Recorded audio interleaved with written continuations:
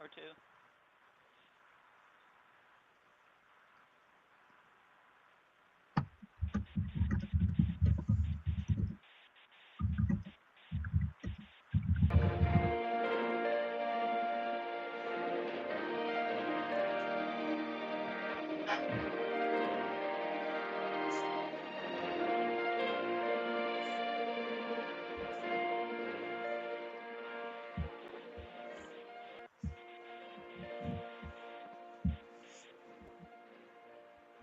Welcome to another broadcast of WLJA Radio, Common Law Under God. Got other people with us, and Frank and Ron, Sherry Elizabeth. Um, the title of this broadcast this is episode 33, and this is about using your discernment uh, to stop making idols of these freedom groups.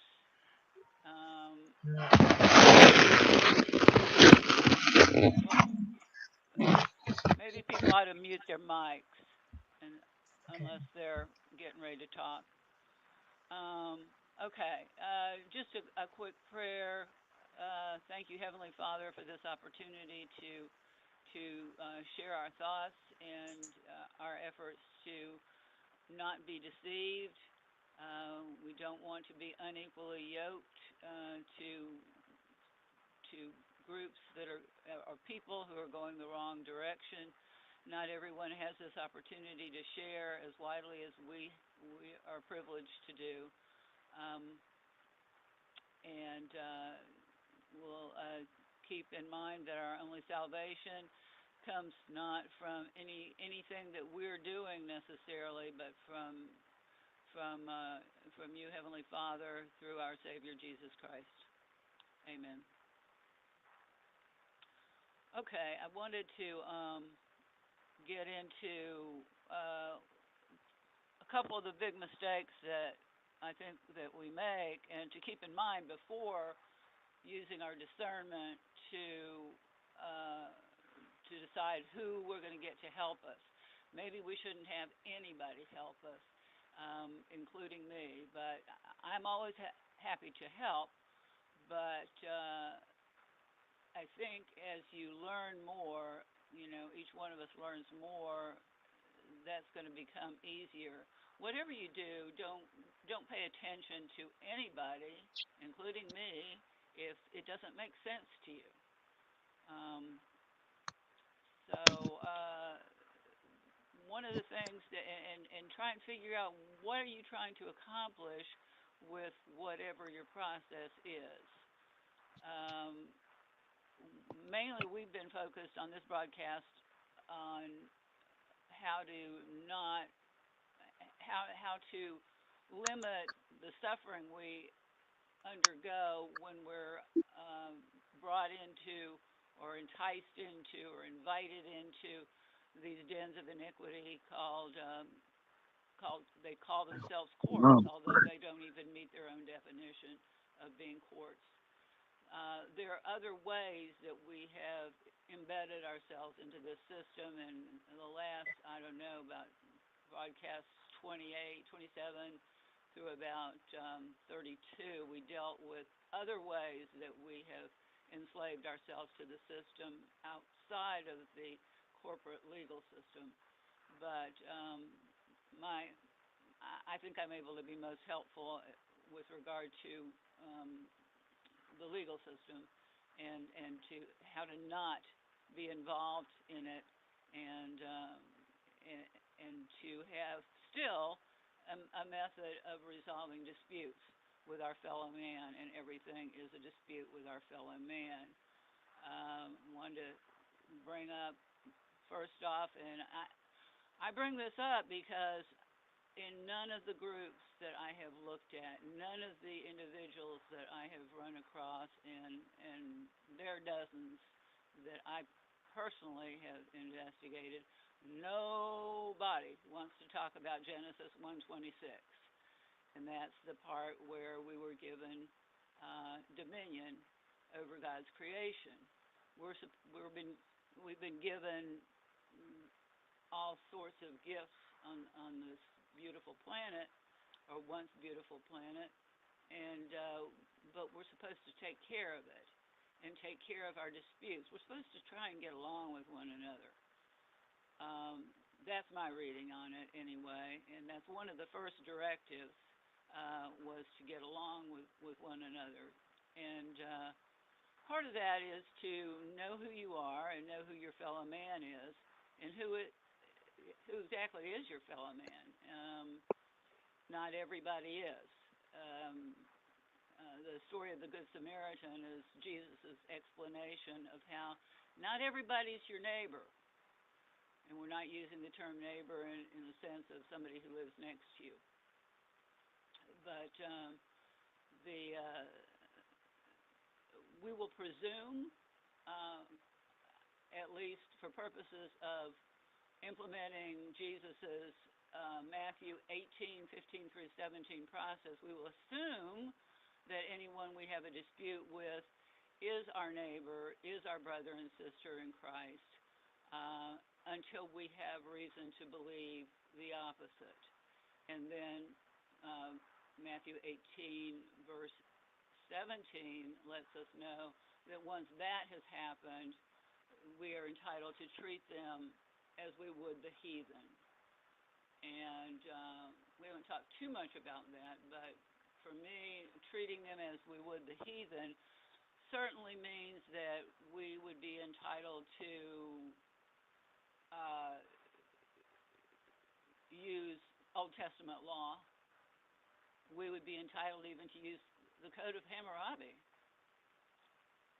That's what the heathen used.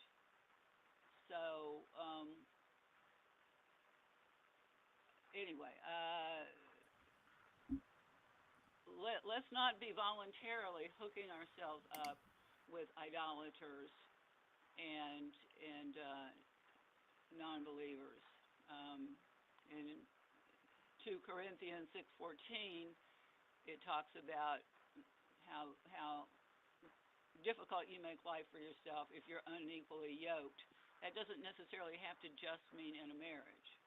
It can mean if you are unequally yoked because you have volunteered to be in a contract with a non-believer or an idolater. So, of course, we have all been allowed ourselves to be duped into these contracts over the years. We've been duped into giving our signatures, which are very powerful evidence of our consent. We need to clear that up if we're going to have a chance to extract ourselves from the system. This is my understanding of what any freedom group or group that calls itself a freedom group should be helping people to accomplish. And we certainly have many obstacles along the way, but at the very least we ought to be on the same page as to what the main goal is, and that is to free ourselves from these entanglements with those who mean us harm. And that, I think anybody on this broadcast or listening is aware of those intentions. It's been pretty obvious the last couple of years what their intentions are, what the intentions are of those who are in positions of power. So we have that as a goal, but I'm looking at a lot of these groups and I'm seeing that that isn't their goal. Their goal is not to distance themselves from the idolaters and the non-believers. Most of them are continuing to be yoked. In fact, they're tightening the chains, many of them. They're saying, oh, well, we'll just give up right at the beginning about trying to disentangle ourselves, and we're going to join them since we can't beat them, and we'll assume right from the get-go that we can't beat them. And I can give you, some examples of that. Do you have handy the links I sent you, Frank? Frank? Yes, I do. Which one would you Okay. like me to post? See, that's loud. I was nice. If Catherine, can you talk louder? Because I can barely hear you.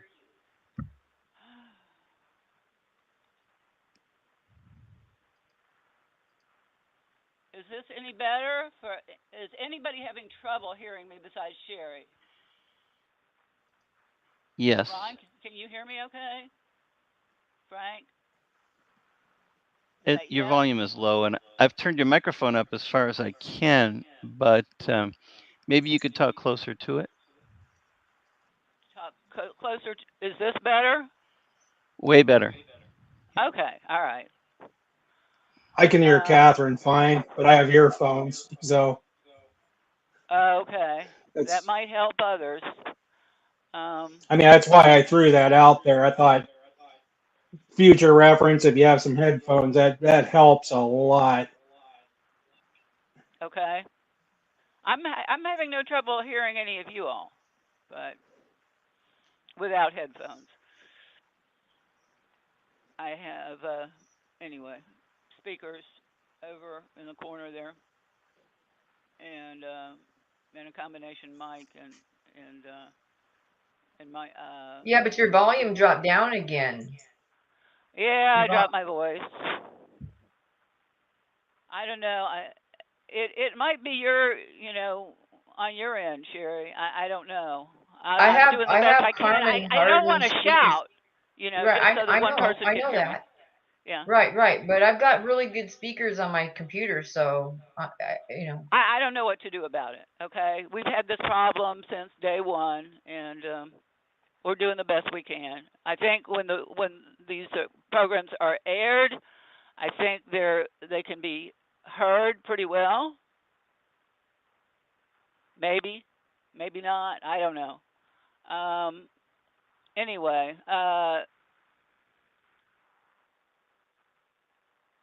okay, Frank. Back to my question. Do you have handy the links to that I sent you last night? Yeah. Which one would you like me to bring up? If you bring up the first one from Mickey Clan,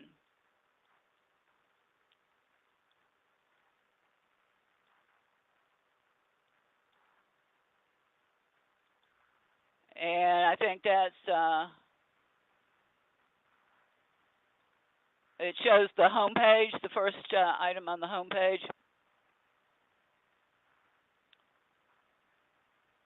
She's got a group. She's also merged with other groups. Can you pull that up, Frank?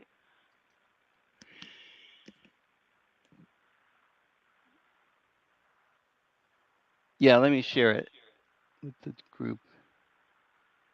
Okay.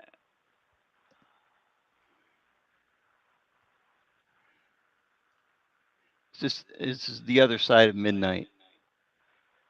Well, okay, that's the first one. Yeah, we can deal. Let's deal with that first, and that gives a background about her. And I don't know when that was done. Maybe before her group joined with other groups, and she's joined with a lot of other groups. Okay, so let me try and get back into my screen. All right. Yeah. Well, this is probably not visible. You probably can't read what's in it, but I will paraphrase what's in it. Okay, she lets everybody know that a little bit about her background, that she's into gematria. I don't know if it's gematria or gematria, which is numerology, and let's see, what else is she into?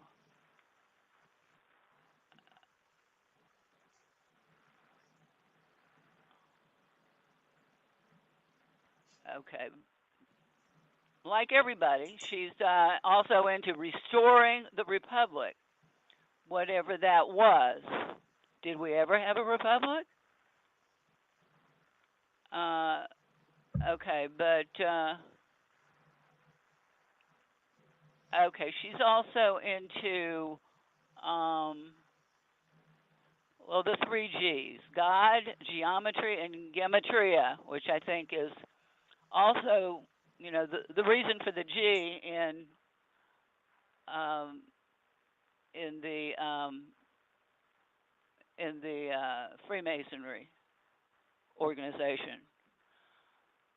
Um, okay, gematria is said to be a Kabbalistic. That's Kabbalistic method of interpreting Hebrew words based on the numerical value of the letters.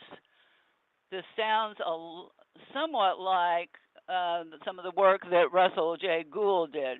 Y'all remember a few years back, Russell J. Gould said he was the postmaster of the world and he had saved the world all by himself. Remember that a few years back? He was using a system of numbers to encode words. He called it parse syntax, which he said he got from the now deceased David Wynn Miller. Don't hear too much about Russell J. Gould anymore. Never could understand how that would be useful. Mickey Clan is also into Q, or QAnon. There's a lot of WWG1, WGA, where we go one, we go all. And she describes if what I consider to be a hoax, similar to the Russian Operation Trust, that is based on the theory that there's a secret group of military that are going to save everybody, and you won't even have to lift a finger. You hardly even have to know. The white hats, the military white hats, very similar to Operation Trust with the Russian people when they were being invaded by the Bolsheviks. The purpose of that one, which was successful, was to lead them into the complacency of not preparing, being massacred, and then resorting to cannibalism. Those were the bleak years of Stalin before he became a semi-hero during World War II in America. So, but instead of just getting, I don't mean to attack anybody and, as a man or woman, but what they do and what they are putting out there. And like many groups, Klan has alliances with the following groups: National Liberty Alliance. You might want to be looking at pulling up the next link for under Klan. Frank, if you can hear me. Frank? Yeah, it's called Okay. National Liberty Alliance. No, just still under Klan. I had several links for Klan. I thought she had something like a People's Restoration or something like that. It's been a while since I looked over any of her stuff. I thought it was People's Restoration.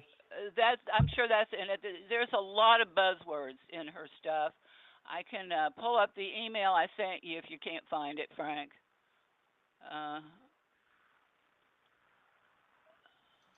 Operation Restoration? Maybe. Yeah, that's it. That should be it. Especially, the homepage. If you can get it so we can actually see, and we don't have to read anything, but just to see the image.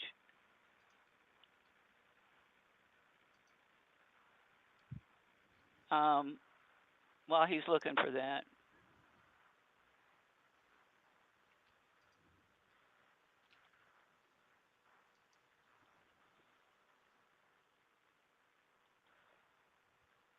Okay, among the groups, and each of these groups, I knew them before they hooked up with Klan.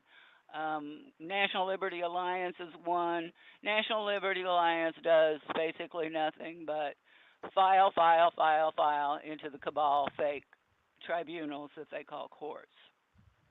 They buy totally into it.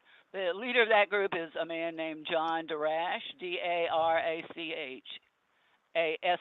D as in dog, Arash. I joined that group for a little bit, and but they had occasional phone calls where you're supposed to be able to ask questions, but I wasn't really allowed to ask questions. Then another one is tactical civics. That Clan refers to these groups as being her partners. So I assume that they're on the same page as she is, and vice versa. Okay. And if you go to Tactical Civics TM trademark. And I don't know if that's a common law trademark they've got, or they just hooked themselves up into the Office of Patent and Trademark in D.C. to get that. So they have their own website, and I can deal with that separate. But I wanted to have everybody see the homepage of Mickey Clan's Restore America, or Project Restore, or Operation Restore, whatever it's called. Were you able to find that, Frank? I think that's what I have on the screen, but there we go. I'm not sure. There we go. Yeah, we've got Orange Man on a white horse. And that's the very first thing you really see on the website. If you scroll down a little bit further, you see another politician, a deceased politician. Yeah, there he is, and also in 18th century garb. So, yeah, and that's a nice quote from JFK. But what exactly are we restoring, and what does anybody really know about what it was that was started in 1776 and then put into a constitutional format in 1781, first as a mutual protection agreement that was actually signed? And then, yeah, if you can just scroll back to the Trump on a white horse, Frank, I wanted to emphasize that, because I think that's their basic purpose, is to influence this election. I mean, I'm not concerned one way or the other what happens with the election, because it's a corporate election. But they don't seem to understand that, and every single one of these groups, almost every single one of these groups, fails to understand that this is just voting for your next slave master in a rigged corporate election. So, the attempt to invoke, yesteryear in the 18th century doesn't really help the cause, I don't think, because if you actually look at what happened in the 18th century and what led up to what happened in the 18th century and who the founding fathers really were, then I don't know that people who are honest-minded are going to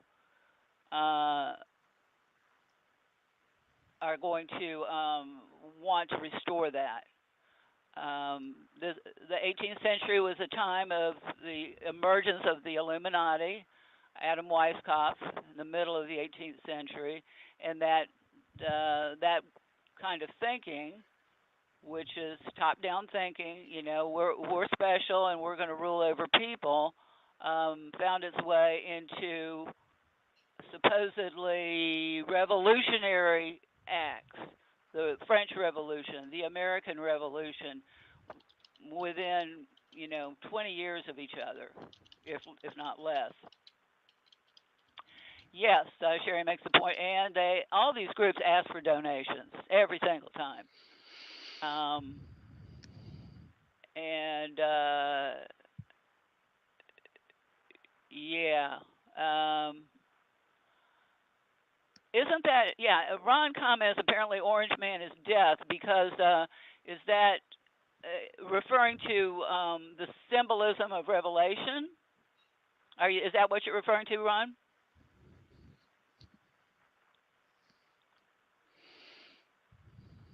Anyway, that was his comment.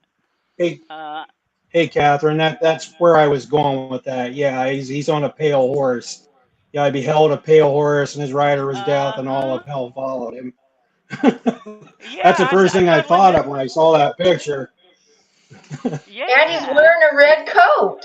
He's a red coat. yeah, yeah. I think there's an So ostensible message in there somewhere.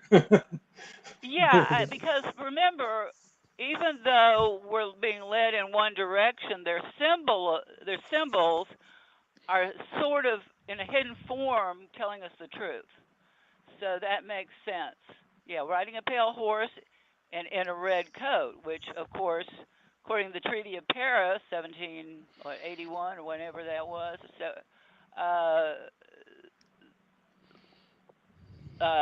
King George never really surrendered his claims on North American soil. Uh, Sherry comments Eustace Mullins is a hero for writing the book The Curse of the Canaan. I'm not familiar with that, but I am familiar with, and I urge people to take a look at the work of much later, into the 19th century, of uh, Lysander Spooner. And Lysander Spooner, and that sort of gets us into the other area of the idolatry of the Constitution, or usually they're referring to the 1787 Constitution, and each time they make a change to it, we get a lot fewer rights than the ones that were talked about, the unalienable rights that Jefferson talked about in the Declaration of Independence. It's been, you know, um, backwards from there. We've gone downhill from there, and it's just been creeping, you know, creeping tyranny ever since. So anyway, so these are her symbols, and then later on on the website she talks about the partners, and those include, and I wanted to address tactical civics, TM, and that um, is itself corporate, or it was the last time I checked their website.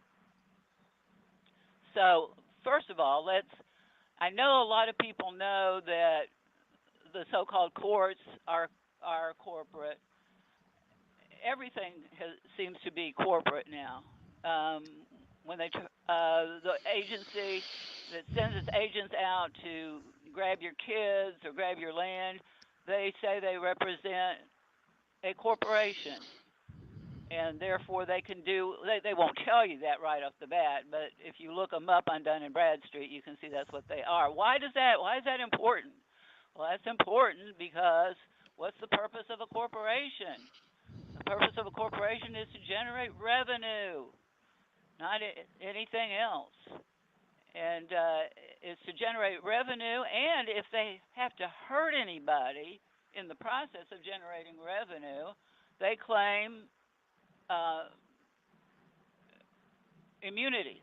They have limited liability, which basically it means no liability by their agents, their owners, their shareholders, um, their directors, their officers, all of that. They're not actually immune. Just because they say we're immune because we formed a corporation doesn't make it so. But the fact that they went to the trouble to create a corporation so we would believe that they were immune if we ever discovered that they were really a corporation, I think tells a whole lot. Well, why is Tactical Civics a corporation? What are they worried about limited liability for? I have no idea. I did listen to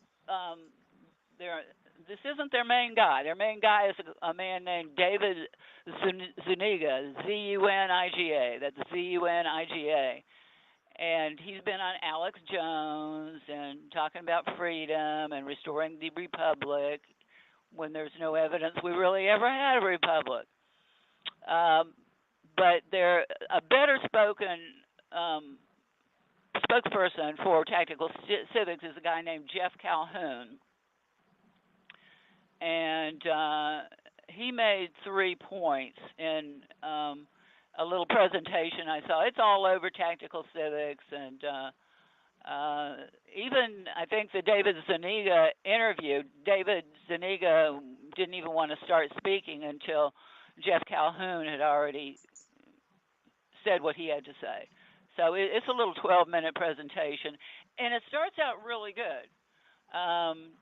The first point he makes is we the people have to get back to God in repentance. Yeah, I'm wholeheartedly in favor of that. We've got a lot to repent for.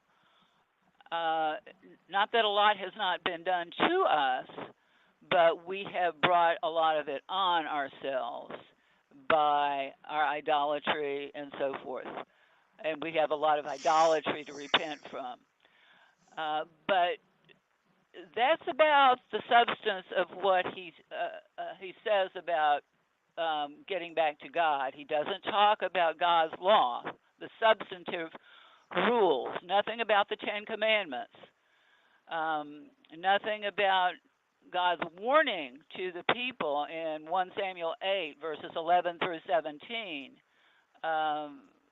You want a king? This is the way, and I've quoted this many times on this broadcast. This is the manner of kings. You know, they will conscript your sons and daughters. They will tax you into oblivion, basically. They will take you to war.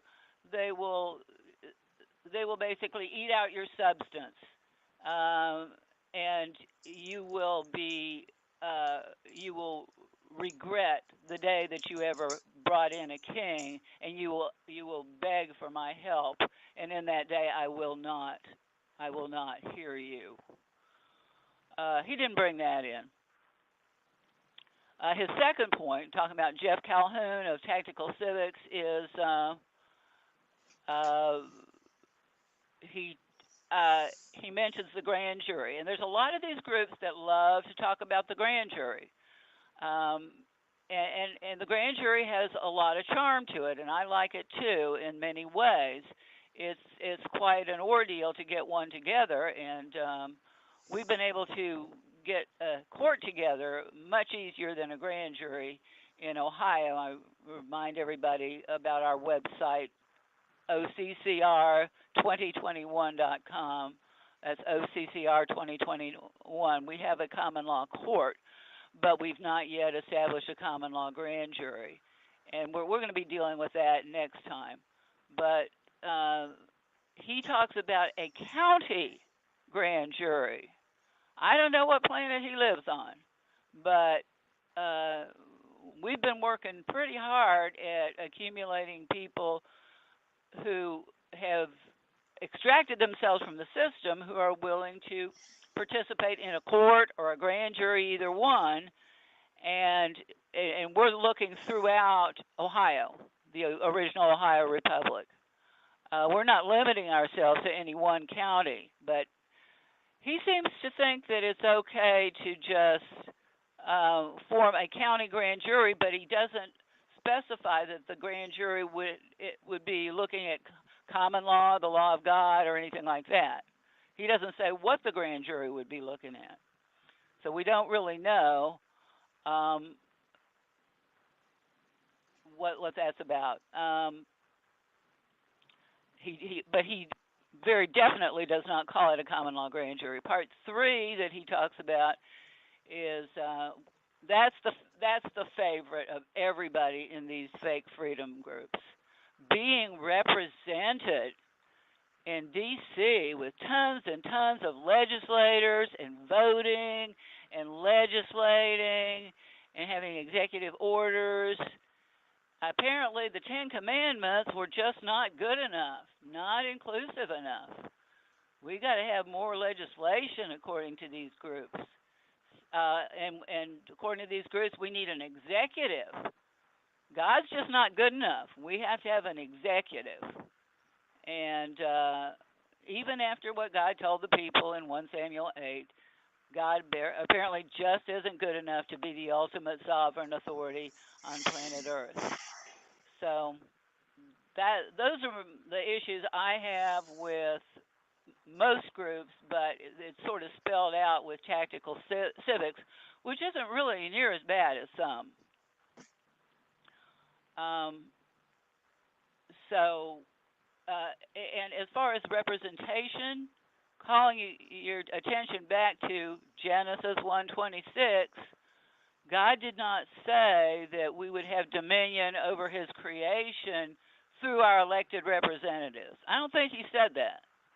I don't think there was any suggestion that we could delegate our sacred responsibilities that he assigned to us early on to some representative.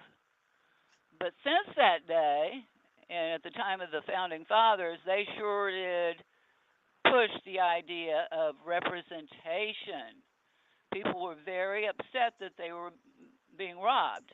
They called it taxation. And the battle hymn was no taxation without what? Representation. Nobody was talking about no taxation without consent. They were only talking about no taxation without representation.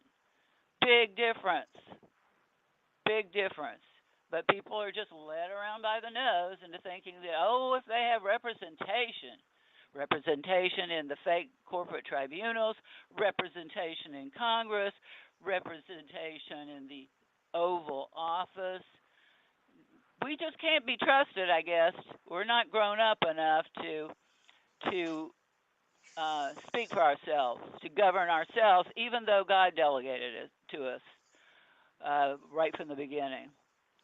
Now, tactical civics does have a pretty good idea, in my opinion, about organizing militias at a very local level. I don't know exactly how local it would be, or who would be on those militias. And my impression of a lot of these groups is they're online and they're just trying to get numbers of people. Anybody who can click a button and sign up is welcome to be in their group.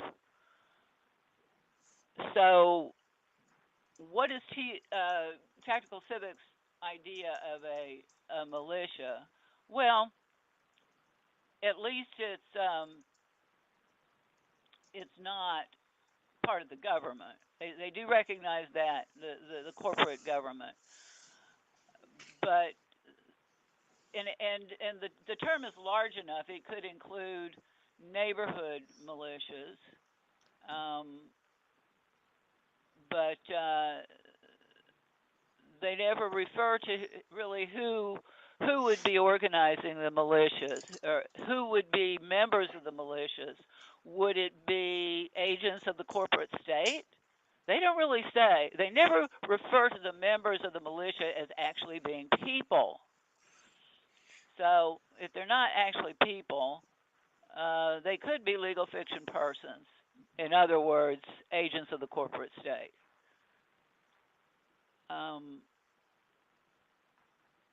As a practical matter, organizing a militia statewide is going to be a little trickier to call on. I mean, how are you going to call on somebody who clicked on a button 8 months ago saying they were going to be on the Tactical Civics militia for your county in Ohio, and then you've got a problem because the cabal is at your door, you think they're going to come running to help you? This is in a neighborhood where the people don't even speak to each other or help each other. I don't see it myself, but I think we got to work. We got to start small and get people to start speaking to each other and helping each other in their neighborhoods. And there are ways of organizing to do that, but I don't think Tactical Civics has those. Now, Frank, if you take a look at, I wanted people to see this. This is the Tactical Civics Institute org.wordpress.com link. Can you pull that up, Frank? Yeah, on it. Give me 1 second. Okay. I'm gonna check if there's anybody.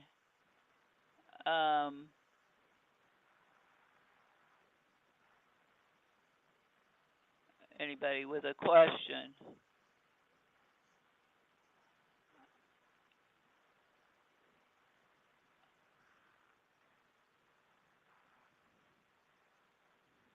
Yeah, Keith made a comment about what it's saying. It's always worked on Chrome, but it's changing things once again after it worked fine before. I don't know. Google seems to be taking over more and more. All right. What's it called, Catherine? It's called, let me get it, Tactical Civics Institute org.wordpress.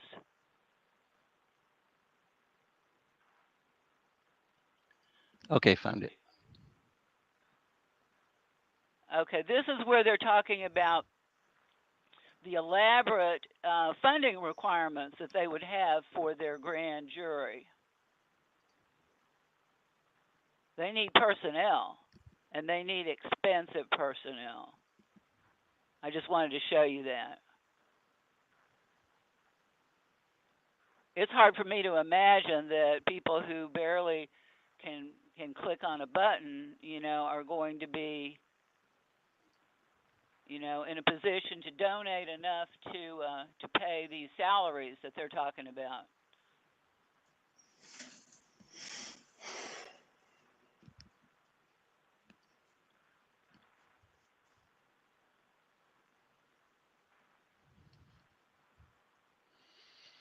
Then there's while he's looking for that, this one seems to be there's a couple that are kind of fading into the woodwork because the people behind them have been so discredited. One is American States Assembly. That was probably one of the first. And I think it's pretty fair to say American States Assembly and Anna von Reitz with her sex offender husband, James Melcher, or Belcher, I'm not sure. Like with National Liberty Alliance, once you sign up, you can't get out. And I was helping someone who had been on American States Assembly. They have sort of a status correction process too in American States Assembly. And okay, we're back to Tactical Civics. Okay, these are the salaries that Tactical Civics wants its people to pay different personnel for administering a county grand jury. All right. So what is it? What's the bottom line here, Frank? We got a database engineer, a technical writer, legal. $1,900,000. So almost $2 million just to fund a people's common law. Well, it's not a common law because they never said it was common law. They just said it was a county grand jury. So you might have to have all those people to figure out if they're applying statutes and codes. You might have to have all that. If you were applying God's law and common law, you could probably just get by with the sovereign people doing it as part of their civic duty. But I was surprised to see this online. But there it is. Jumping into Anna von Reitz and the American States Assembly.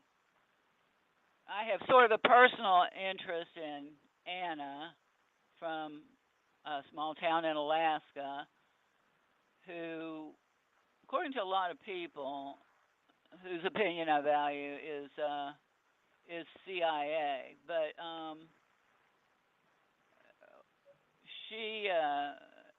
she's deeply involved in getting her people to contract back in with the cabal.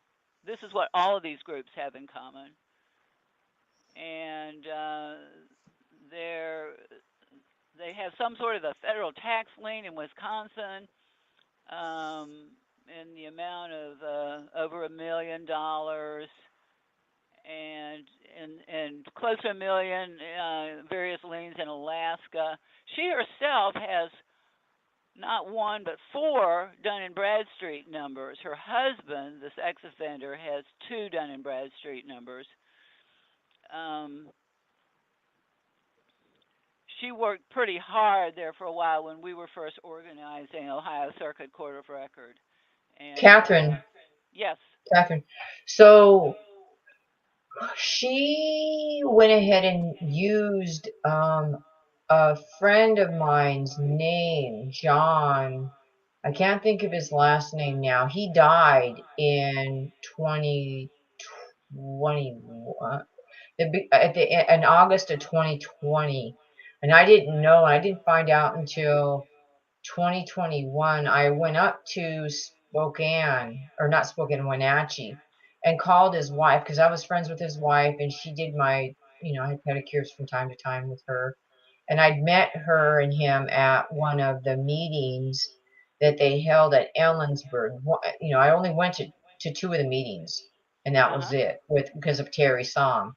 But anyway, his wife was mad because, see, I went on there and I was looking at State of Washington's Dun & Bradstreet. I was in there and I seen in the UCCs that she had filed using his. I thought it was John that did it. I'm like, oh my God, Would that be John filed. That's not John Mark Adams, is it? No. Okay. No, he's out of Wenatchee. This John is out of Wenatchee. I can't think of his name. I don't remember his name now. But anyway, his wife was a Vietnamese gal. He was a veteran.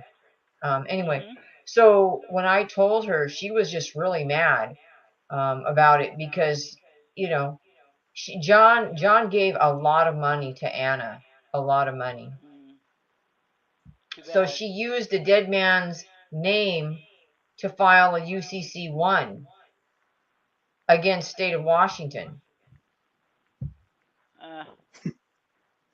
Well, anybody filing anything, this UCC-1, any of that stuff, you're contracting back into the cabal. So, that, and then just using, a name you don't have permission to use just compounds it.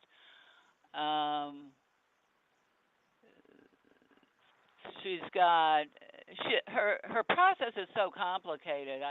I have to say I could never wade through it.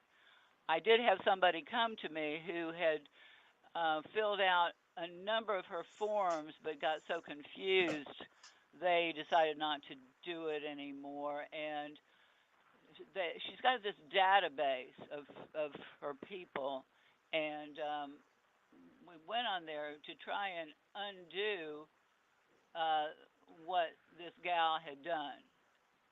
She wanted to extract herself from American States Assembly, but it turned out to be more difficult to extract yourself from American States Assembly than it was from the corporate cabal so-called government.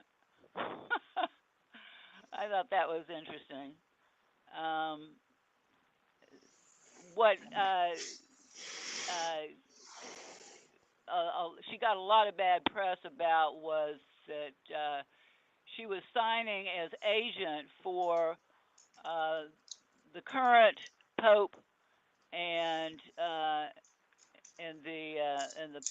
the past Pope, and she has some sort of a convoluted explanation for that, but she said she was their attorney in fact, and she was really um, she signed as their agent. So also Anna von Reitz is not her name. She goes by different names: Anna Belcher, Anna Reitzinger -VONRE. Yeah, so it's Reitzinger or Reitz. She's apparently she's affiliated with Planned Parenthood, and is on the board. What else is she doing? There's a lot. I've gathered it up. If anybody is interested in the links that establish who she's connected to, what she's done, what her process is, I'd be happy to send you an email with the Word document where I've gathered all that stuff together. But she did a lot of damage while she was influencing people in Ohio. Okay, now we've got, all right, you pulled up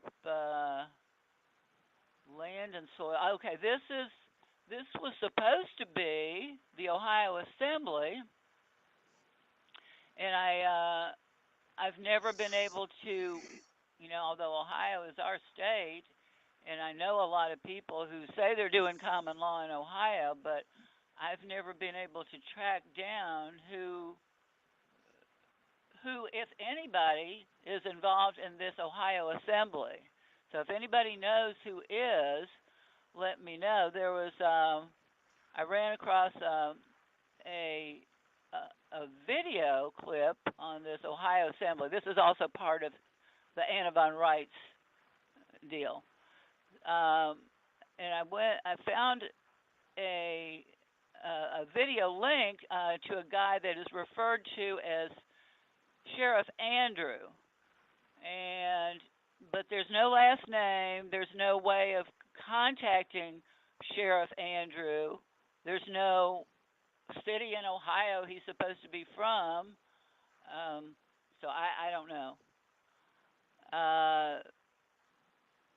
So if anybody wants any of these links, and I can send them to you in emailable form, so you can track them down. I think enough has been uncovered about Anna that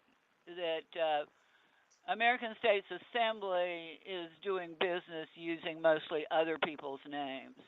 And of course the idea was to assemble people in every state, in all 50 states. She says she's done that.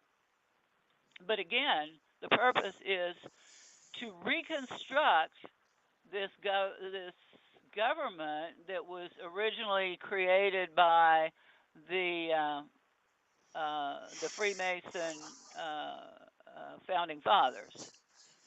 So why that would be a worthy goal, I have no idea.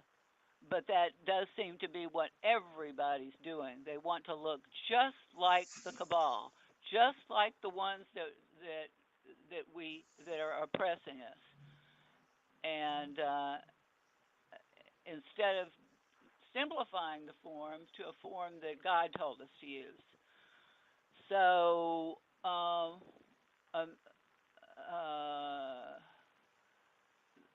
the next group that, and I got sort of involved with them for a while.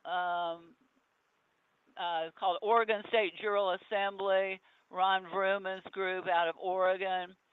And they started with the premise that they were going to have a common law grand jury. And at least they did call it a common law grand jury. They didn't seem to, they didn't think about what would you do after you had a common law presentment. Assuming that you actually formed a common law grand jury correctly and you didn't just have a bunch of people that didn't know anything and hadn't corrected their status. They were still up to their eyeballs in the corporate cabal, enslaved to it. You can't really have enslaved people serving on a common law grand jury or a common law court either. So you can't have a driver's license or a voter's card to be on. Every time you can do those things, but every time you do, you're surrendering some sovereignty. I'm talking about the main ways you're surrendering big chunks of sovereignty, and that is by being a registered voter, being a corporate United States citizen, and failing to rebut the presumptions created by the birth document. That's what we require to be on our court. I'm not saying that that's perfect, but and there any other agreement that you reach, any way that you're tied to the cabal, ought to be a matter that your life depends on it. So, you know, and that's what we've been trying to do in this broadcast, is to show people that there are ways of having a life without getting permission for every single thing you do, like traveling down the road, like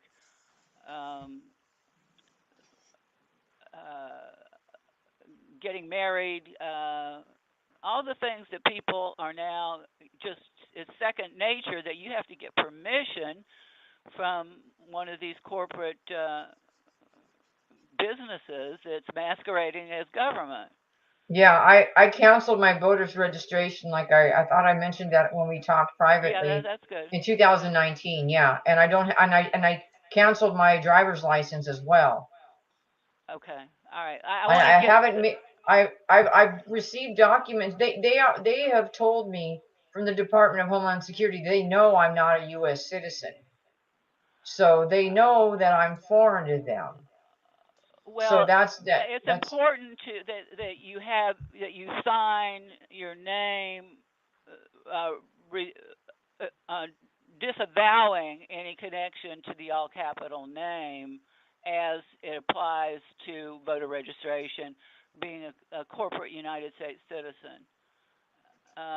Your signature is very powerful. They know that, that's not going to be useful to you if any of their creditors come to you and say, look, we got your signature here saying that, you're one of theirs, you're a co-signer for their investments and their debts. Well, you can say, well, they know they didn't have any right to do that. Well, they got your signature, though. If you don't have, I've got another signature after that revoked the effect of that first signature, so you can't use that first signature. And that's why we tell people to keep your originals. So, now, if I'm not saying people who are sovereign in some areas can't be enslaved in other areas. It's not ideal, but it may be, the only way people can envision having a life is to do those things. And of course, if you agree to be enslaved to the Bureau of Motor Vehicles, it doesn't mean that it doesn't validate your signature. Your signature was still obtained by fraud. It's just that you're going to have a more difficult time proving that it was if you haven't formally rebutted it. And also, if you're ever pulled over for anything, you're going to have a harder time dealing with that because you've already, by getting the driver's license, to agreed. Yes, I can be assaulted on the road anytime one of your goons feels like it. Yes, you're going to have that. And anyway, we I think we talked about their case of Marion versus Indian tribe, United States Supreme Court, so-called Supreme Court decision, where they admitted that you can be sovereign in some areas and not in other areas. So anyway, I've just been,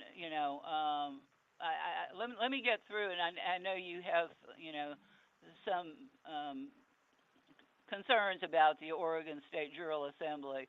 I still look and see what people are doing, and people are talking about voting, and there is no way that most of the people on that Oregon State General Assembly have a clue in the world what they're doing.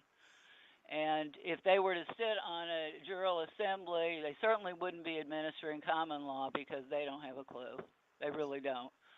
But initially, I remember it a few years ago, that what they did was they were, of course, this was during the, the fiasco with the jabbing and the masking, and they did a common law presentment against Kate Brown, the cabal agent of the corporate state of Oregon, and so I thought, well, okay, so far so good.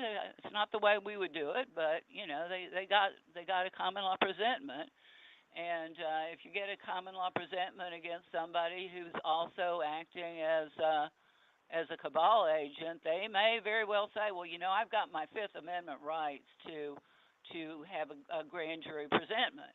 Okay, so you gave them that. But then what Ron Vrooman, their leader, did next was he didn't know what to do next. So he went to a cabal prosecutor. And I don't know what happened after that, but not much. Kate Brown is still the cabal CEO and never got prosecuted. So, you got to think a few steps ahead. If you're going to plan something, you're going to plan a common law grand jury, you need to have a common law court in place to prosecute whoever you would issue a true bill for in your common law grand jury. Got to think ahead. Well, they didn't, and they still aren't. So, anyway, that's them. They did a cognizance. They did a letter of cognizance, Catherine, for me. Yeah, I know what cognizance is. For those who do not know what it is, and there's a woman from Pennsylvania that is really big on that. And okay, well, what I was saying is Ron and the group made a letter of notice of cognizance for me and sent it out to these criminals here in Washington on my behalf, but there was no follow-up from that. I mean, I like you say, I don't know what the next step would be. Well, you don't understand, I don't think, what cognizance is. It's an old, medieval term for a dispute between two courts, the jurisdiction of two courts. Do they have a court? No, they don't have a court. So I'm not trying to argue. I just want to say this back to you. I'm not arguing. I'm just letting you know. Ron seems to think he's the clerk of their court. He does. I'm not talking against him or nothing. I don't really know that much about him, Catherine. I don't. I don't think they have a court. I think they have a grand jury assembly, or they think they do. They have an assembly, and they might sometimes meet as a grand jury, or did at one time. I don't think that they have ever actually had a court. So, anyway, and you would have to have a court if you're going to prosecute anybody. And traditionally, after a grand jury presentment, and we can get more into that in the next broadcast, but traditionally, the man or woman who would prosecute would be the foreman of the grand jury. But Ron didn't know that, and so he he asked one of Kate Brown's friends to prosecute her, basically, and that didn't turn out too well. I want to get into the Empower movement next, but does anybody, I've been hogging most of the communication, but if anybody has anything they want to add, okay, Ron has a comment. Yeah, there are three things you never want to claim to be: a citizen, a person, or a resident. There are other terms that the cabal uses for us, including national. They define a national in their statutes in certain ways. A national is a type of person, and I don't have their statute number offhand, but any time that you agree to be something that they define in their statutes and codes, you've fed into the presumption that you will meet the definition. You will agree to all the things that go with that. And do you know all the things that go with that? Do you know how all future courts will ever define a national, or how they will define a person, a citizen, a resident? If you don't know all of those, and those are unknowable things, by the way, because every state in the cabal, every corporate state, has their own case law and hair splitting about what this word means and what that word means in this context or that context. It's designed to be very confusing and very arbitrary. You don't really know going in how a particular court, so-called court, is going to interpret anything. Even if you've got a stack of their case law saying that it means this or that. That's why we tell people, stop being fancy and just call yourself a creation of God, or a man or a woman. Their statutes and codes do not address men and women. As long as you understand that, men and women are not within their purview, and they know they're not within their purview, that's why they don't legislate about them, then you're beyond their reach. So that even if you haven't, for example, corrected your status about the driver's license, just so you'd have something to show the criminal that in a costume and a badge who assaults you on the roadway. Even if you don't have, even if you do go ahead and have that, you still have they still have their statutes and codes that don't apply to you. So, it's just that by not having the permission slip, you let it be known earlier on in the process that you're not subject to them. Okay, this is more about signing up, and a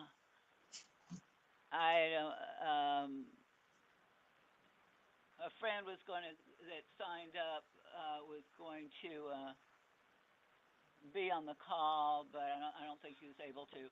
But he signed up for it, and I had an extensive exchange, which I'm happy to share with others. A lot of you on the call have already seen it.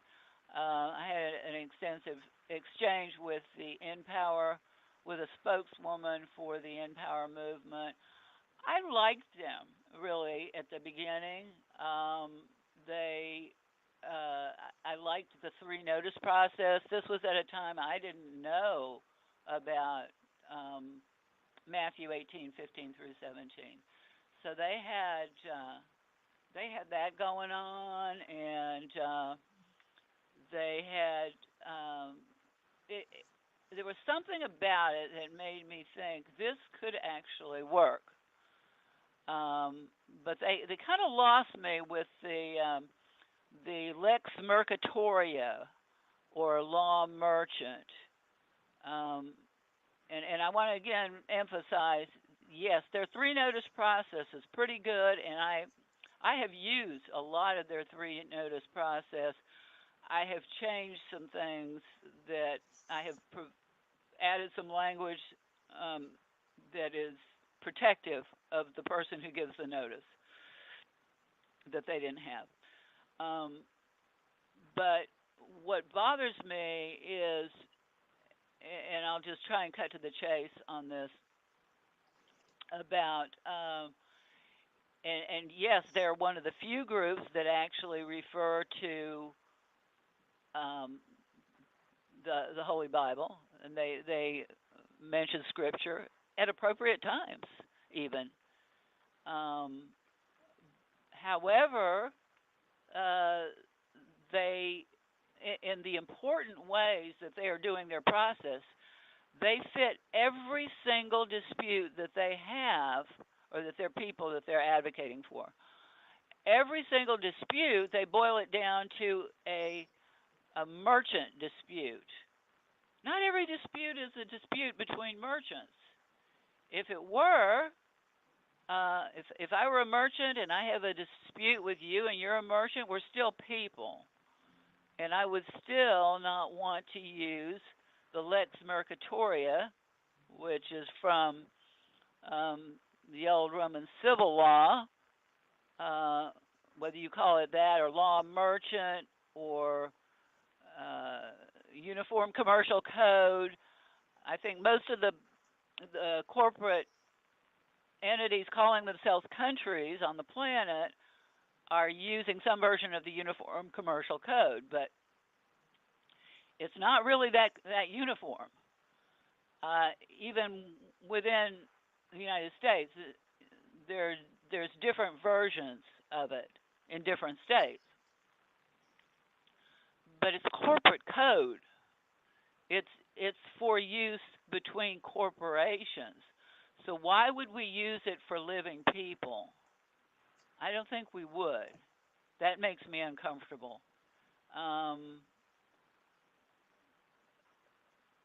Another thing that I found out, I had an inkling about it early on. I had a brief interaction with Cal Washington. He was very, very concerned that I'm not sure. I think I was going to do a 3-notice process about electric meters, smart meters, and I was going to name that. This was when Trump was in office. Don't name him. Don't name him. What? And then I found out from my friend that signed up for him that they have a list of people who are untouchable. You can't name a police officer, who are not police officers, by the way. You cannot name a judge who's not really a judge, who's just another corporate agent. You can't name... There's a lot of people that are on their list. They're too important to name in your notice of liability process. I just didn't like that at all. And Erica, the spokeswoman for Empower, said, well, we just do that to protect our people because they might send out, hit squads to hurt our people if we named anybody very important. Well, if you didn't name anybody very important, then what kind of a relief are you going to get? And in a way, you are naming them anyway, because notice to agent is notice to principal, and notice to principal is notice to agent. But what makes you think that your local, the president or CEO of your local electric corporation doesn't have the ability to send out armed squads too? And she told me, you're correct, we can't be sure. We would not be able to prevent it entirely, as we have no control over what these people choose to do. I'm not sure which people, But we have to draw the line somewhere. Why? Why do you exactly have to draw the line somewhere? So we do not support process that are sent directly to judges, military personnel, or law enforcement officers. So she's buying into that they're law enforcement when they're not. Now, part of this could be a problem that is inherent to the fact that InPower tries to straddle, tries to be all things to all people, and all people in North America. I think they're basically Canadian oriented. But anyway, they're not that bad, but they're not using the substance of God's law. The substance, really, of God's law is the Ten Commandments.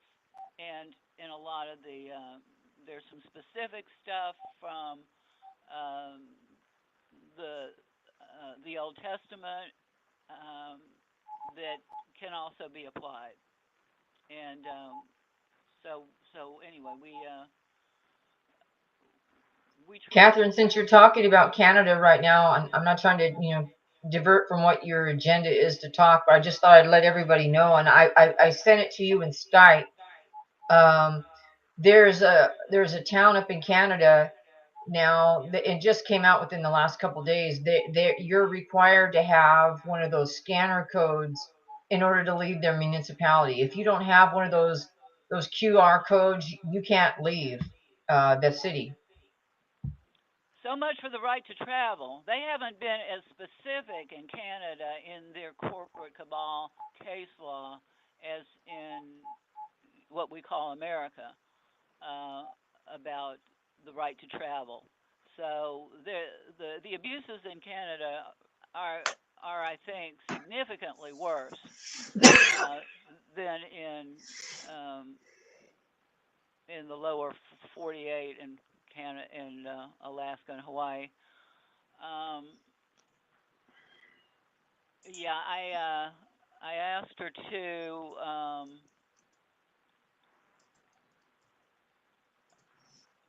how would someone not qualify for the InPower services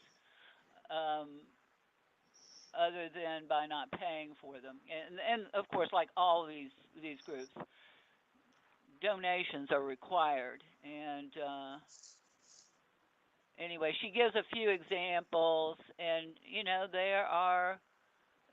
there's certainly ways that people can misuse the any 3-notice process, but it's not clear. Here are a few examples of inappropriate respondents. Someone's neighbor who accepted a smart meter because they didn't know it was harmful. Well, if the neighbor didn't harm you, then you wouldn't have a claim against them anyway. Someone's ex-wife's lawyer. I don't know.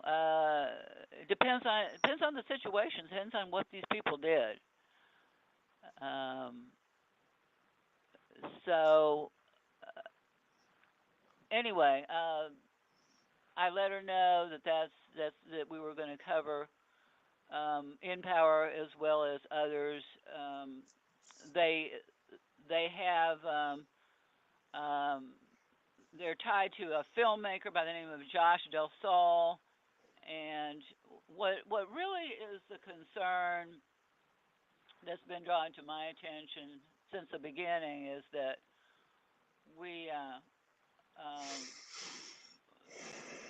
there is a script that I believe that they are playing out, and that script involves very bad, very harmful actions against the people by, for simplicity, let's call it the Dark World Order. And the Dark World Order, also known as maybe the Deep State, nothing is off limits. They can regulate our right to breathe. They can, in their minds, they can do anything they want to us. And then there's there's frankly satanic. The Light World Order is more like we're going to worship Gaia, and everything is New Agey this, and we're going to manifest what we want, and God can have a role if for people who are inclined that way, but it's whatever you want, uh, and everything's going to get better after the election, and we're going to get our guy in, right? And I think we know who our guy is. And what people don't look at is that regardless of the identity, you're still voting in a corporate election. You're still voting for your next slave master. And every single one of these groups, I'm going to mention a few more without going into much detail, but as promised, I'm gonna shut up a little bit now and give anybody else a chance to talk about what they might look at in discerning whether a group is for them or not for them, or maybe whether to follow anybody at all. Hey, Catherine, Yes. I'd like to put a thought in here. There seems to be a component of all these groups, and I don't know if anyone else has noticed this, but it seems like it's this way to me. Take a guy like David Straight, for example. Mhm. I started listening to that man, and I did I don't too. know, for about a half hour, 40 minutes, I was saying, wow, this guy really knows his stuff. He's on top. And then there comes the moment where he just reveals that he's he's on the wrong side of things, and it's Uh-huh. exhausting. And I wonder if that's actually intended for like you, me, and anyone that thinks like us. This is just basically setting us up like bowling pins to get knocked down. I don't know if anyone else has ever felt that way, but I mean, here's the thing with David Straight. The moment he lost me was, hey, do you guys know about Donald Trump? Well, boy, you're gonna love him when I get done talking about him. I thought, oh Jesus, what did I just do for the last half hour listening to you? You just roped us right into right into the corral, or at least you tried to. But that's mentally exhausting. Because here you are, you think, well, boy, this guy, maybe I listen to him, and next thing you know, he just knocks you right down to nothing. Well, But then it's like a glass of cold water in your face that you realize what he was on about right from the get right, go. oh geez, I gotta tell you, that moment was just like, oh geez, well, I'm okay, clicking this video off. Uh huh. Well, you what did it know, for me is he talked about in loco parentis, and he told this is when he was doing those seminars in Arkansas, hmm and he said loco parentis means you have crazy parents.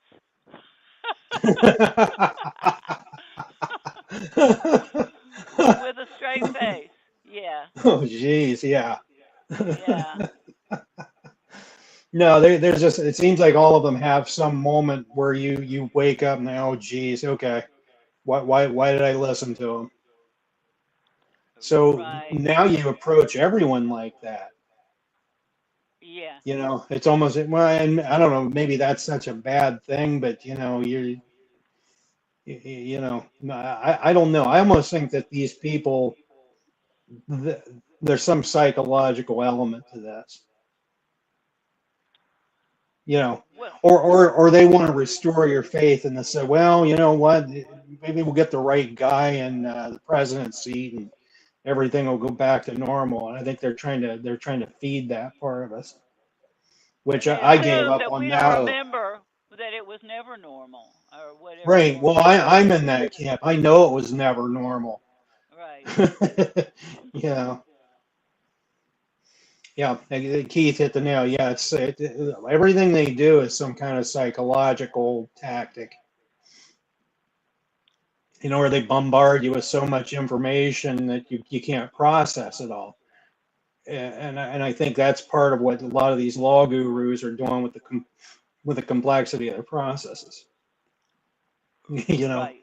Right. Oh geez, what I gotta fill out a ream of paper to get my freedom back.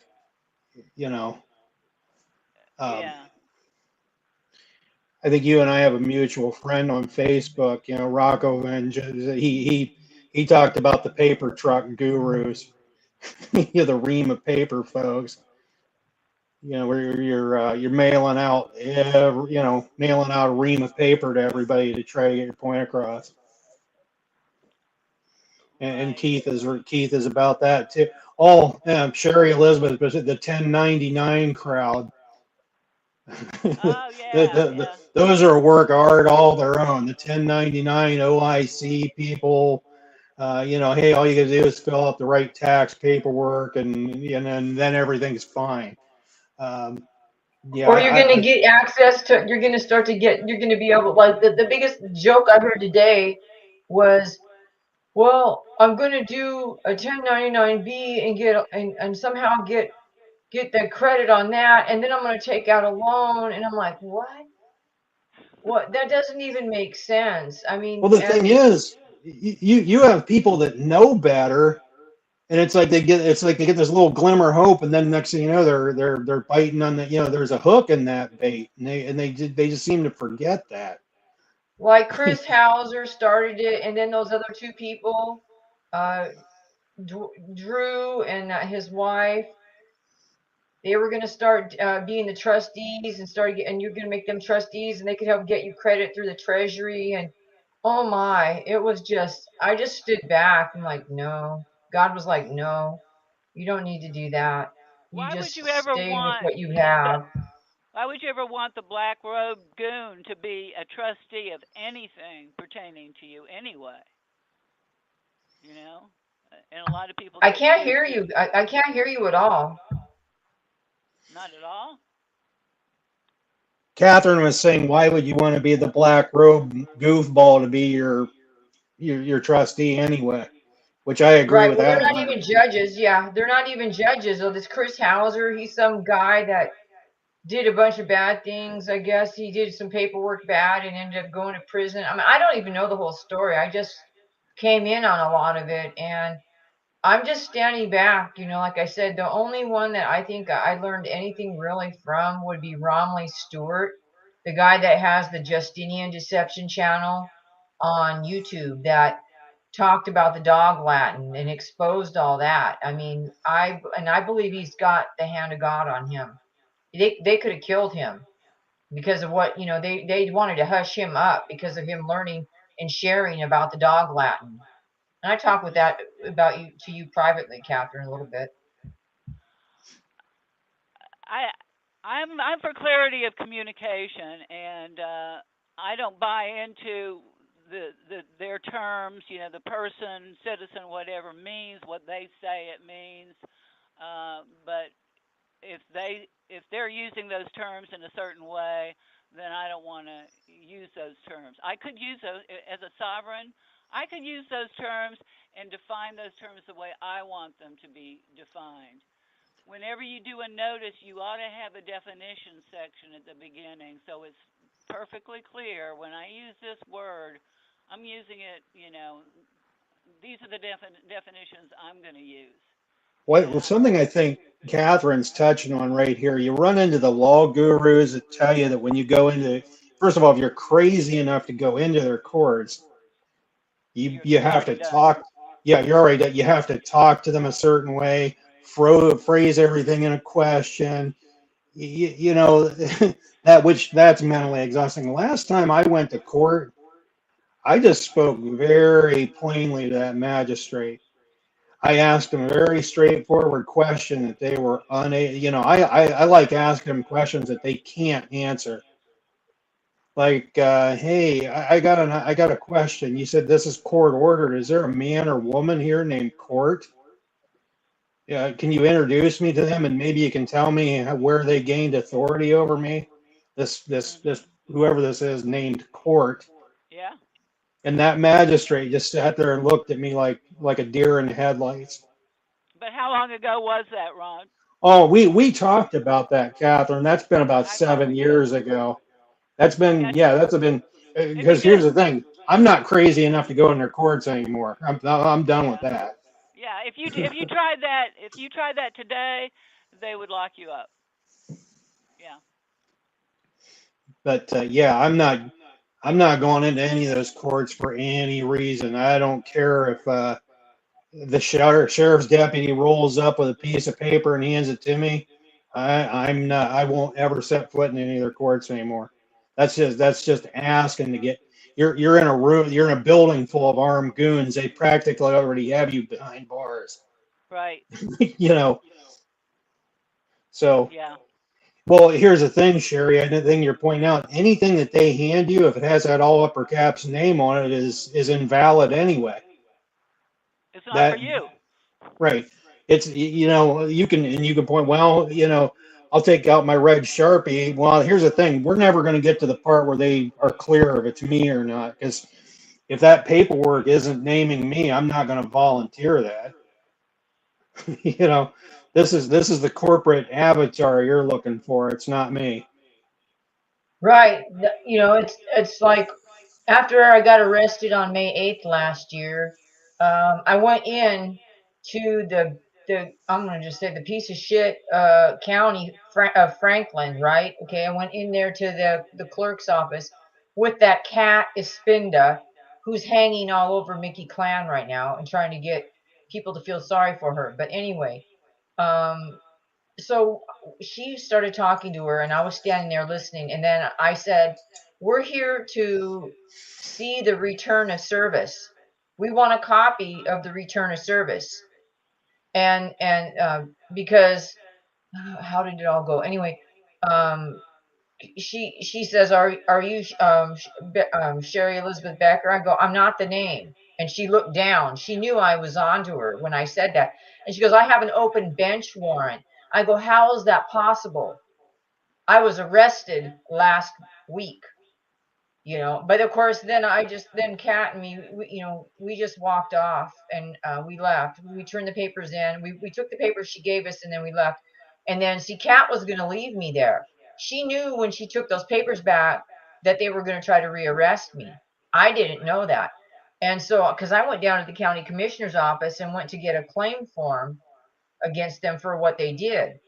And anyway, so as I was getting ready to go see if Kat was still over there, I turned around, I didn't see her, so I started walking down the hallway to go out to the car, and then I heard someone say, "Hey, Sherry," and I just kept walking because I kind of looked over my shoulder. I didn't know who they were.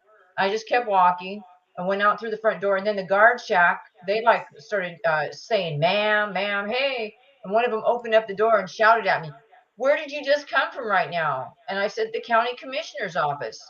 And then I just kept walking. And then this one big heavy overweight dude started to like look like he was going to start saying, "Ma'am, ma'am," and I just like looked at him. I just kept walking. It's like, who do they think they are? And I was afraid though. I didn't look back over my shoulder, but I was really scared that dude was going to start taking off and running after me and grab me and slam me to the ground. I mean, when I made it to Kat's car, I saw her backing out too. I thought, oh my God, she's going to leave me here, you know and she's so flaky that if she'd had enough time, she probably would have. But then she's seen my keys in her car, so she couldn't really leave me there because I was walking to her car. So anyway, it was a real bad scene. And then I went over and I served the judge in Walla Walla. I paid a process server to serve them back their citations and told them, I'm sorry, no contract, no consent, offer refused. And you know last time I checked, you can't contract with minors because that's what they were doing. See, they were using the minor name, and they were intentionally trafficking in my identity, right? Or in the identity, the corporate identity. And so he was served. The judge was served before even a court date. And when I signed out, when I to get out of jail, I signed out non-assumpsit. So I never promised, they never had my actual signature to promise to appear at all. And anyway, so and then like I said, I didn't go to court. Well, that bastard, he issued an arrest warrant, which is in a violation of the new laws, even though, and I know the laws don't apply to me, but They this aren't laws. bastard, Christian They're corporate Hedine, policy. right, corporate policy. Well, Christian Hedine is the chairman for the Commission on Judicial Conduct. He should be in jail. What the violations that man caused? He issued an arrest warrant for me that has an expiration date of 25 years. Okay, I see 25 you're years. getting into There's no all the authority for that at Sherry. all. Huh? I see you're getting into all the ways that they violate their own corporate policies and codes and statutes. We don't have to get all boned up on that. We don't I have to know. educate ourselves on their statutes and codes, which they're going to interpret any which way they want to anyway. Yeah. We're we're not. You're never going to win an argument with them. Oh, I know that, Catherine. I know that. I'm not trying to win that. What I would really like to do is see that jerk in handcuffs. I'd like to see him taken Well, off his land that's and put what in we're trying jail. to do. I But know that's not what you're trying to do, but it is what we're it's what trying to needs to do. happen to You're not criminals like listening. him. It Well, is what we're trying to do, but the way that you're limited in thinking about it is you're limited to thinking about it in their system. We're going to have our own detention facilities. But before we can even do that, we're going to have our own courts. And I'm thinking we don't really need the grand jury. And I want to explain the theory behind that on the next broadcast. But in the meantime, I wanted to get into some other things. I want to summarize what to look at in closing this out. First of all, ask yourself, is this organization or this man or woman who's selling some sort of a parlor trick that they can do with the cabal, are they wanting money?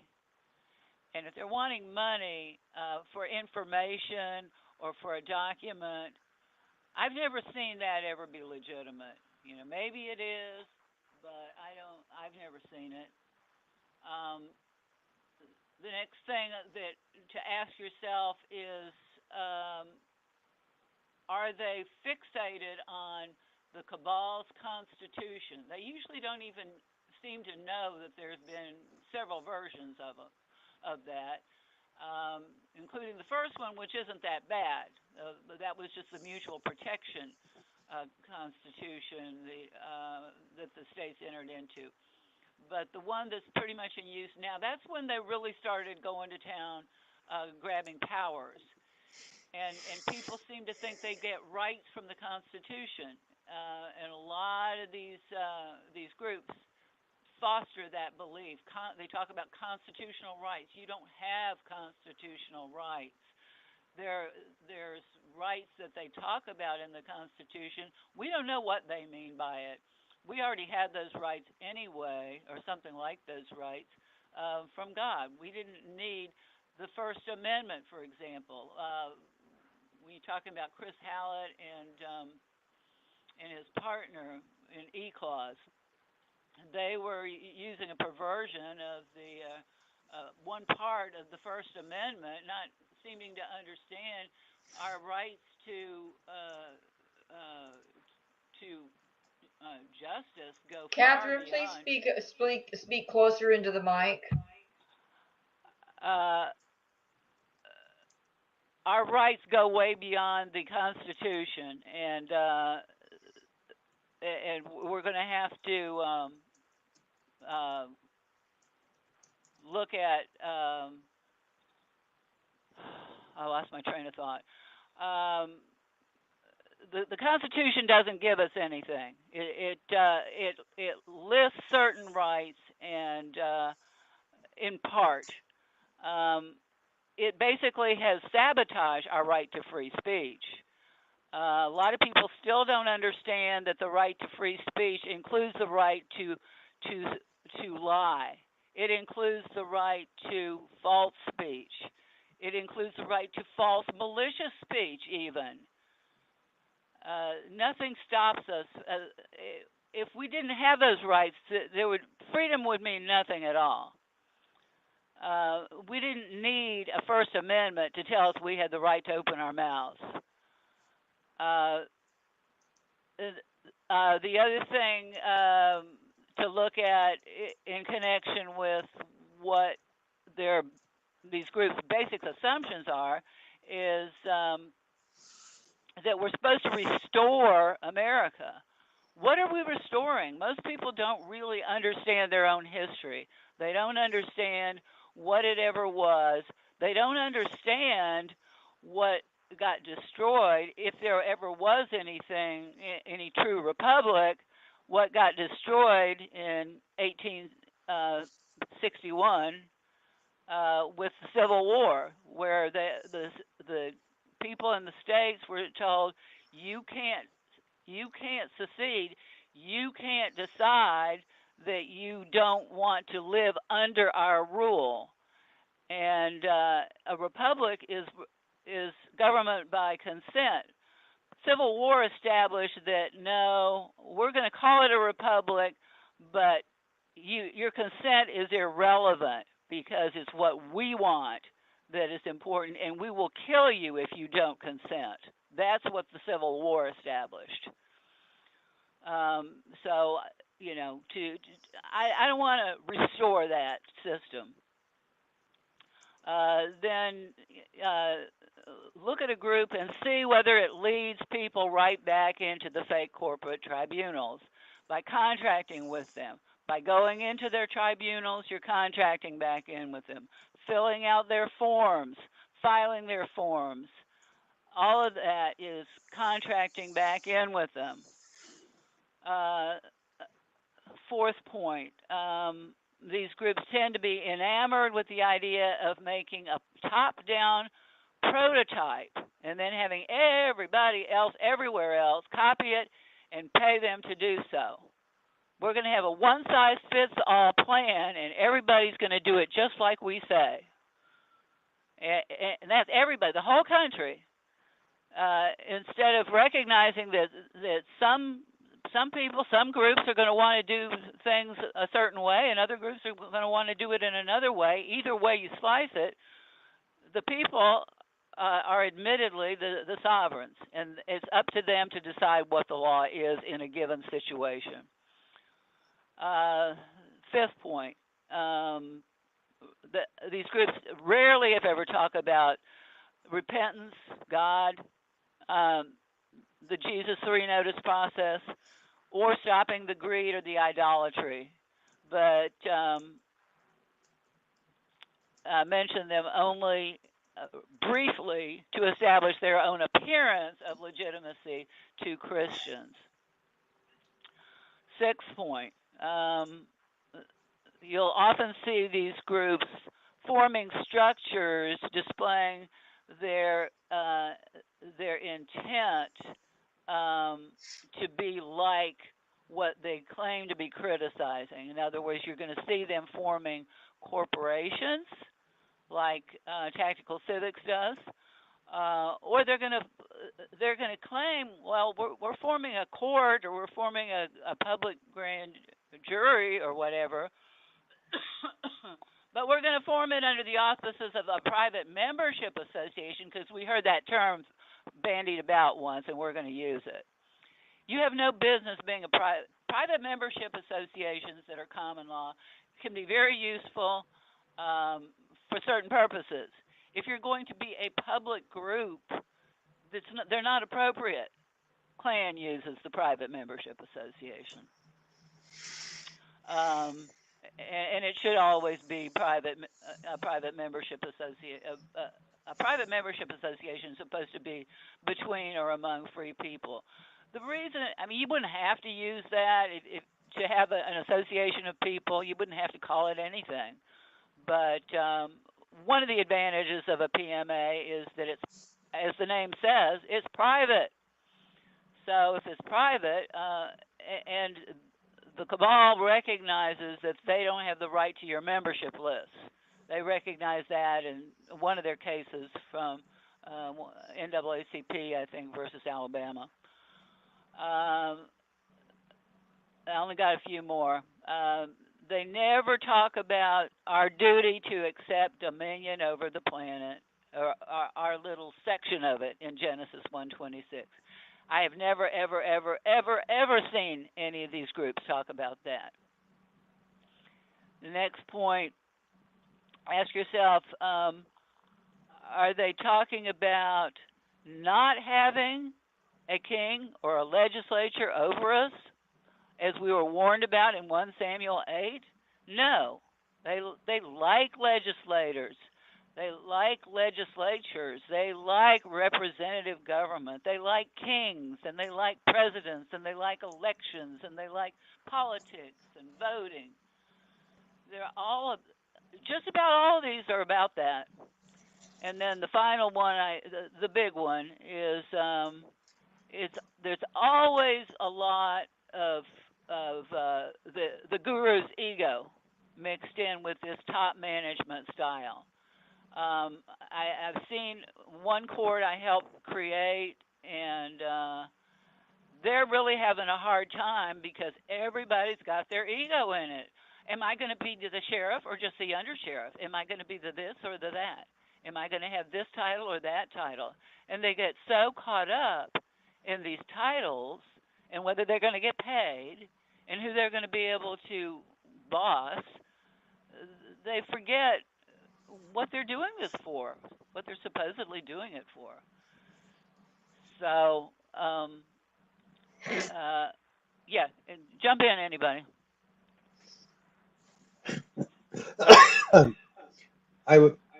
I might borrow Sherry's term, "you toilet" there at some point. Oh yeah, that's oh, they're terrible. Yeah. Which I just, well, yeah, they went really downhill really quick. They're worse than Facebook, which is saying something. As far Yeah, as that is saying something. I mean, Facebook. Yeah.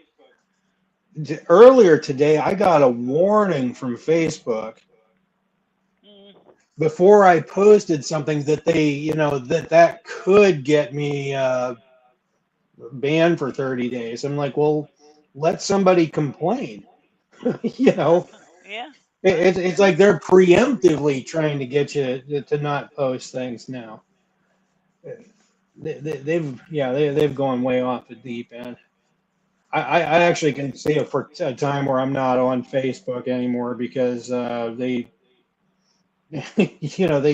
just getting me too much. It's a good way to get the word out for now, I guess. Hey, before I forget, Sherry, I wanted to bring up another set of. It's not just one group, but there's. This thread runs through several of these groups, and some of the groups are exclusively devoted to the idea. And I ran into this in a comment on a Rumble broadcast, I think, and that is let's get the military involved. Let's send these people to Gitmo. Yeah, have you seen those? Yeah, I have, and what a gigantic joke that is. Yeah. Well, who exactly is going to get sent, though? They think it's only going to be the people they hate are going to get sent to Gitmo. You think that's not going to be for you? Yeah, when the military shows up to start putting people in Gitmo, it's going to be you and me. It's not going to be anybody in the district of criminals. No.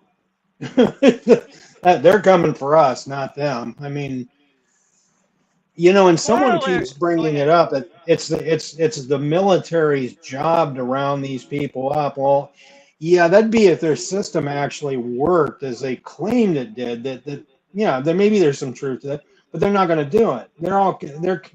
I was in the military. They're the people they're connected to the generals. They all know each other. Nobody's arresting anybody. Well, it's all NATO too. These courts are all NATO courts. They don't. That's a big secret that no one really is looking at.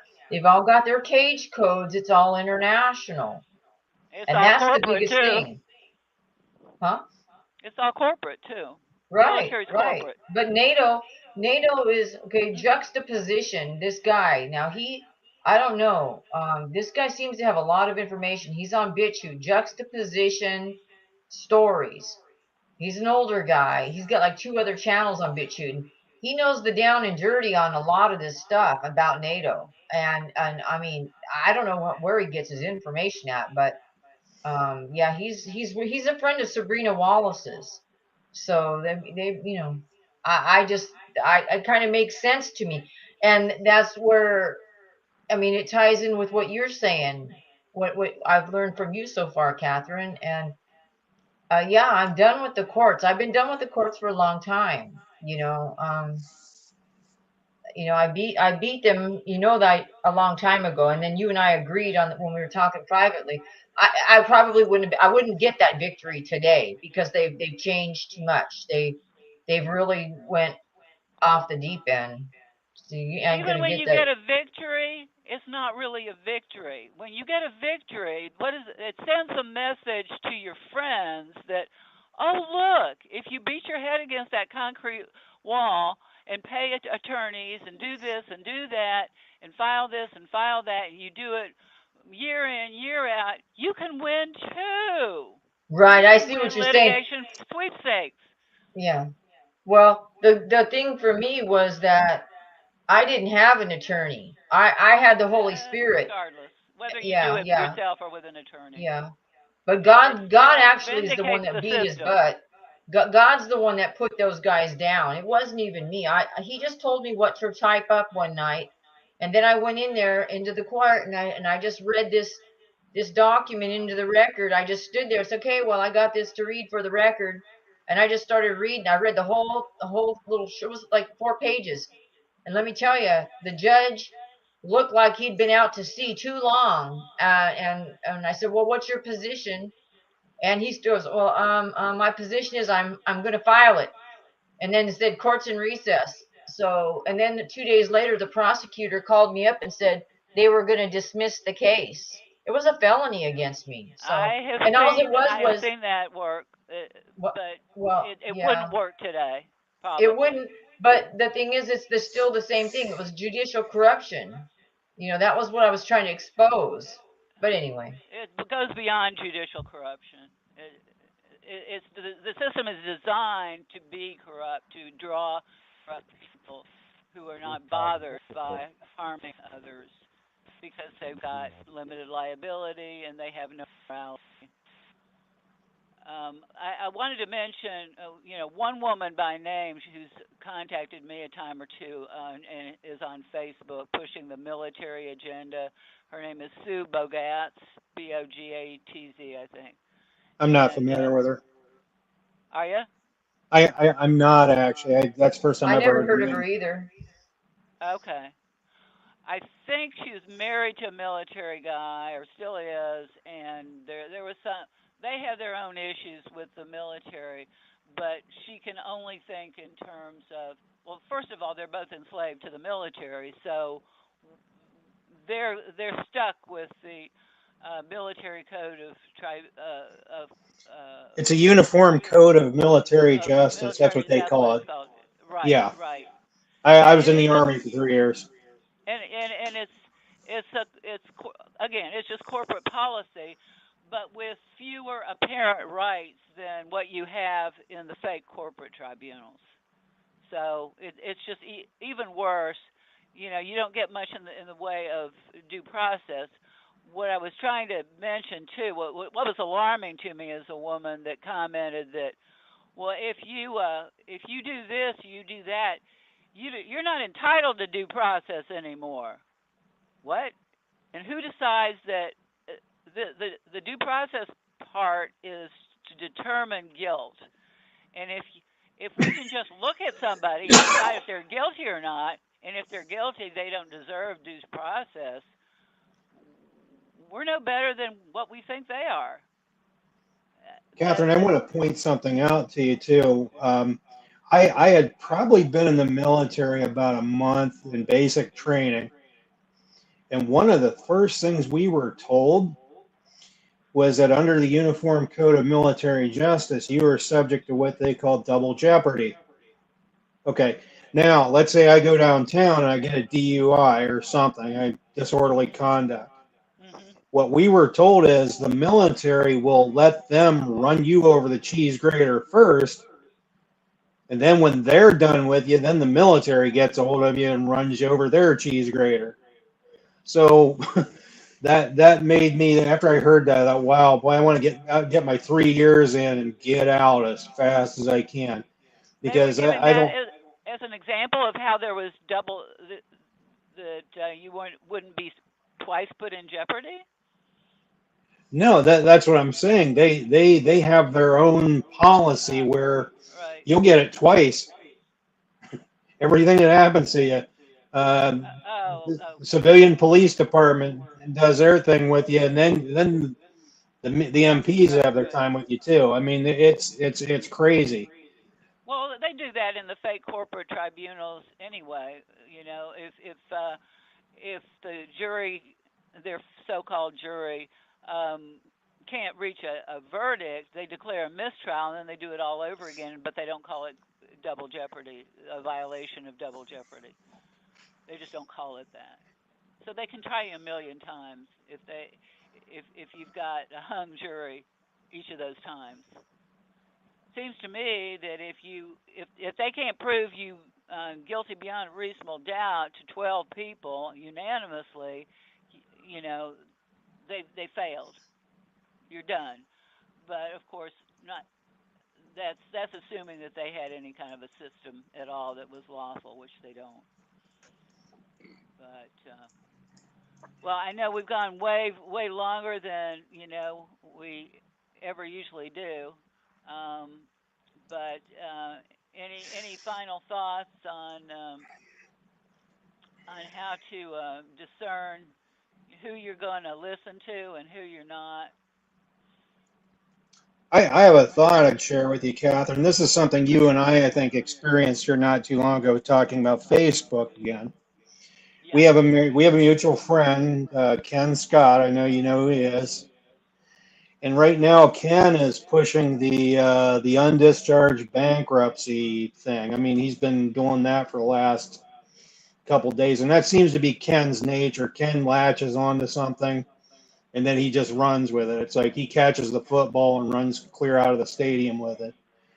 I try to tell him in a way to not offend him that, okay, yeah, I'm going to listen to this, but don't just expect me to bite that hook right off, the bat. I'm gonna apply a little scrutiny to this, but you and I know I think you had a little back and forth with him or whatever, and I just kind of let that happen. But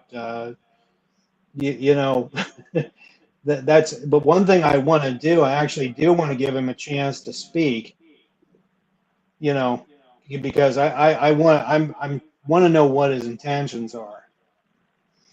And while we have to have an discernment, sometimes I'll listen to someone and entertain their thoughts without fully, accepting them. Does that make sense to you? Yeah. It's Aristotelian epistemology. That's what they call that. Entertain the idea. How much people, when they go on and on and on about, playing Perry Mason or. Well, yeah, I remember you using that terminology. By the way, I actually thought that was kind of funny when you did that. I mean, and I'm agreeing with you. By the way, sometimes we get pulled into that. We want to pretend we're Perry Mason, but yeah, I mean, like I said, Ken's good for that. He gets a bite of something, and he's next thing you know, he's on Facebook the next week promoting it. Yeah. But anyway, like I said, I let people do their thing. But like I said, I don't even know what to think about that, because that seems to me on some level to be contracting with them again. You know what I mean? Oh yeah. Yeah. Are you guys all in Ohio? I'm in Ohio. Yeah. I'm not far from Columbus.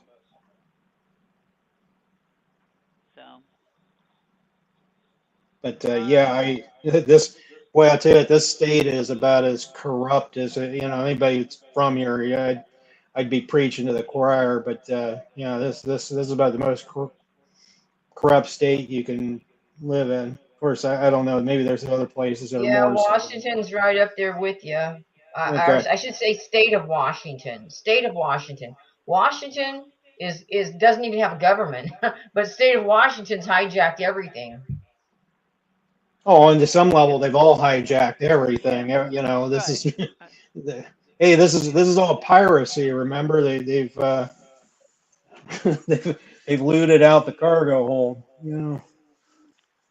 I wanted to throw out a few other names. There's some older people. Some of them are deceased now. Carl Lentz. Oh, geez. Okay. Yeah, I remember know what you're Carl talking Lentz? about. Sure do. Good dear, please look up. It's Karl, last name Lentz. Then there's Bill Thornton. I'm still kind of partial to Bill Thornton. He's got a good website, www.1215.org, and he's got a good video on Intro to Sovereignty. And he was still doing the same things I'm faulting people for. He was playing on their turf, and but he also understood that he said he never wanted to let one of their so-called judges rule on anything. He says, even if it's in my favor. And so there's a lot to be learned from him. But he was doing what he did in the 90s. What he did then might have worked then, but he was still not really getting a divorce from the system. In fact, apparently he's an ex-Mason himself, so he was, he could get along in that system. They listened to him, but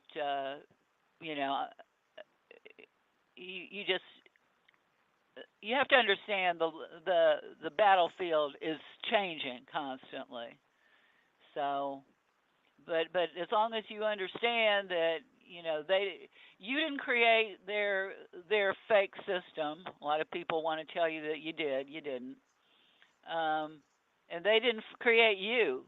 So neither I don't think we have any authority to administer what they're doing, and they certainly don't have any authority to administer what we're doing, unless we're causing injury, harm, or loss to somebody. But, the cabal courts aren't hurting anybody. The people wearing those black dresses, they are. Those are the people that we address. Well, Catherine, I want to point this out here. You mentioned if we cause harm, loss, or injury. Now that is a legitimate crime. That's how I define crime. If you cause someone loss or injury in some level. But the question is, are they competent enough to administer law to us on that level, even if we do something wrong? That I don't know if they're the ones that are to punish us for it, because they're not running any type of legitimate court. No, they're not. And I'm saying that even if I do something wrong. That's what I'm saying. Right. They don't have any jurisdiction, so they have no authority. I might do something wrong, but and someone else, if I harm someone else, then the man or woman I harmed should bring a claim. But they shouldn't bring it in front of the corporate tribunal, which has another agenda entirely, which is making money, not vindicating anybody's injury, harm, or loss. Well, right. And there's something I've always pointed out is that let's say, just as a purely hypothetical, I murder someone, their response is going to be to put me in a cage. And I would ask any of these judges, what's that going to do for the family of the man that I murdered? Putting me in storage in a warehouse isn't going to compensate their family for the loss of the husband. That's why I think everything should be handled more as a civil matter. I mean, I think that there's a place for criminal matters. There's a place for isolating people who are dangerous. But they aren't the ones who ought to be administering that. That ought to be administered by the people. Read a little Deuteronomy, and God had the right idea. And Moses was administering such courts. Okay. It wasn't all just civil. Okay. Well, like I said, I don't disagree with that. There is an argument for isolating someone if they're dangerous. Okay. Yes. But my point was, how do we come up with a way to for that individual to make it right with whoever, all the people that he negatively affected by their act, by his act? The notice of liability. The notice of liability means that they're liable for, however they can make amends for the harm that they did, and it's up to the claimants, to the injured parties, to bring the notice of liability, and then the community of free people has an obligation to provide a place where that can happen. And even if the community doesn't step up and provide a real court for that to happen in, the civil liability, the monetary liability that you're talking about, or injunctive relief that you're talking about, can still happen by contract. With the notice of liability, at the end of the 3 notices, you have a contract with the respondent, the man or woman who committed the harm. And it's going to be up to them. It's going to be up to them whether they pursue it further. And, I got to go, so I'll talk to you later, dear. And it was nice to meet you all. Okay. Yes. It's nice talking to you, Sherry. Thanks, Sherry. Thank you. All right. Well, I know it's getting late for everybody, but anyway, this will be on YouTube in the next day or so, and there'll be a place for comments, and if we think of other things to add, we can put those in there in the comment section. And anyway, we'll be back again dealing with common law grand jury on and whether we really need one next in 2 weeks. It'll be the 9th of May, I believe. Same time, and we'll send out notices. Okay. Thanks everybody for being on the call, and feel free to contact our court, www.occr2021.com, or me at Catherine Hine at 614-633-0215, or WLJA radio@AOL.com. Okay, good night, everybody. Hope to see you. Thank you. Good night, everyone. Bye. Bye now.